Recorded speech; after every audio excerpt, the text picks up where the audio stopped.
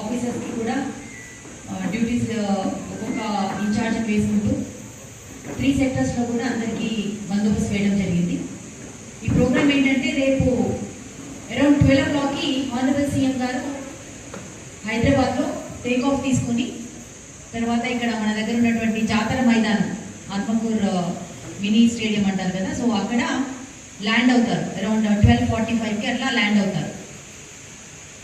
అక్కడ కొంతమందిని మాత్రం అలౌ చేస్తాం మనము.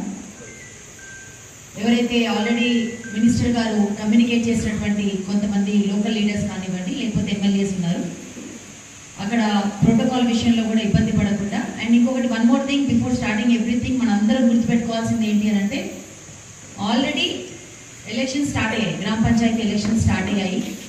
మనం ఆల్రెడీ డెప్యుటేషన్లో ఉన్నాము స్టేట్ ఎలక్షన్ కమిషన్కి. కాబట్టి ఎంసీసీ గైడ్లైన్స్ మీకు అందరికీ తెలుసు, చాలాసార్లు ఎలక్షన్స్ చేశారు.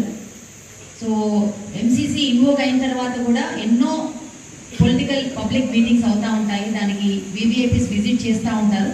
అప్పుడు మనం ఎలా నడుచుకోవాలనేది మనకు ఆల్రెడీ తెలిసినప్పుడు కూడా మళ్ళీ ఒకసారి మీకు కన్వే చేయమని చెప్పేసి నేను లోకల్ ఆఫీసర్స్ కూడా చెప్పాను, మీకు రోల్ కాల్లో కూడా తెలియజేయమని చెప్పాను. కాబట్టి మీరు కంపల్సరీ అది దృష్టిలో పెట్టుకోండి.